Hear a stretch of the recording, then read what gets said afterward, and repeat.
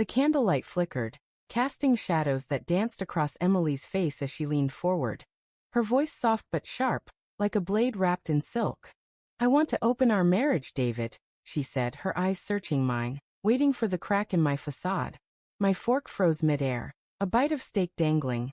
The weight of her words sinking into my chest like a stone dropped into still water. 10 years of marriage, a decade of whispered promises and shared dreams, and now this, on our anniversary no less.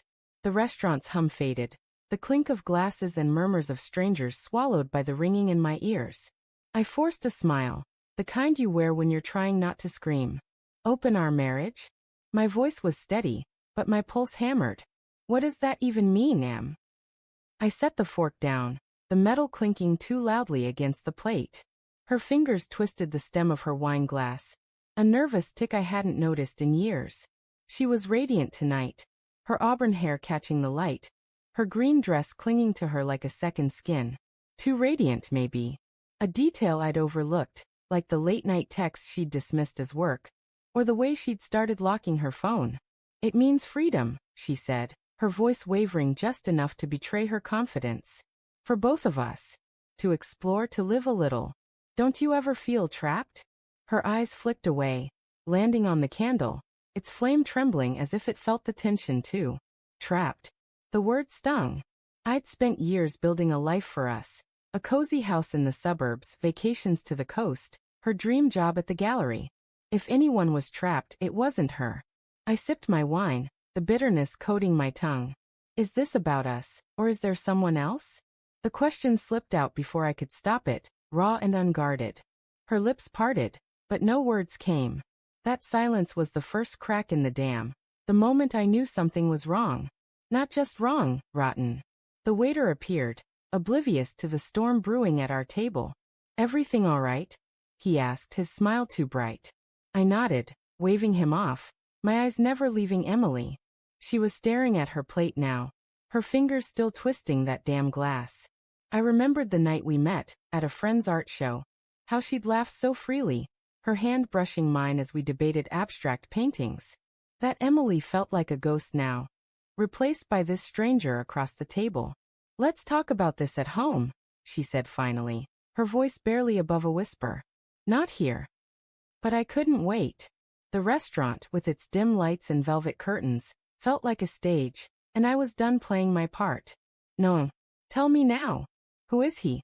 My voice was low, but it carried the weight of a decade's worth of trust teetering on the edge. Her eyes met mine, and for a moment, I saw something guilt, maybe, or fear. "There's no one," she said, but her voice cracked, and I knew she was lying. I'd seen the signs for months.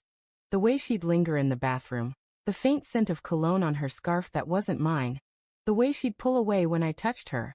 I'd told myself it was stress, her new promotion, anything but this. Denial is a powerful drug.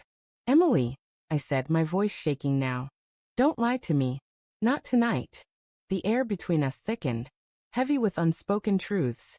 She opened her mouth, then closed it, her hands dropping to her lap. The restaurant's warmth turned stifling, the walls closing in. I leaned forward, my voice a whisper.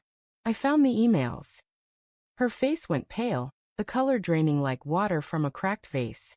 I hadn't planned to say it, not yet, but the words spilled out, fueled by months of suspicion. 2 weeks ago, I'd borrowed her laptop to check my work schedule, and there they were, emails she hadn't bothered to delete, tucked in a folder labeled work. Messages to someone named Alex, laced with affection, promises, plans. "Meet me at the cafe," one read. "I can't stop thinking about last night," said another. Each word had carved a wound, but I'd waited, hoping I was wrong, praying she'd confess on her own. "David, she started, but I cut her off." "How long?" My voice was a growl now, raw and unfiltered. Heads turned at nearby tables, but I didn't care. "How long have you been sneaking around with him?" Her eyes filled with tears, but they didn't fall. "It's not what you think," she said, her voice trembling.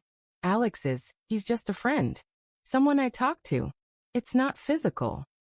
Her words were flimsy, a house of cards in a windstorm. I laughed, a bitter sound that startled even me. "A friend?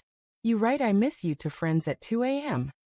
She flinched, and I hated how much it hurt to see her pain. Even now, even after everything, I loved her. That was the worst part. The love that refused to die, even as betrayal choked it. I didn't mean for this to happen, she said, her voice breaking. I was lonely, David. You're always working, always distracted. I needed someone to see me. Her words were a punch to the gut. Lonely? I'd poured everything into our life, every late night at the office, every sacrifice. So this is my fault. I asked, my voice rising. You cheat because I'm trying to provide for us? I didn't cheat, she snapped, loud enough to draw more stares. It's emotional, okay? It's not what you think. But her defense only deepened the wound. Emotional betrayal cut deeper than anything physical. It was her heart she'd given to someone else. The waiter hovered nearby, unsure whether to intervene. I waved him off again, my hands trembling. Why tonight? I asked, my voice barely audible. Why ask for an open marriage on our anniversary? The question hung between us, heavy and unanswered. Then it hit me, a realization so sharp it stole my breath. She wasn't just confessing, she was testing me, trying to legitimize her betrayal, to make it my choice too. I thought, she whispered, her voice breaking. I thought if we opened things up, I wouldn't have to hide how I feel.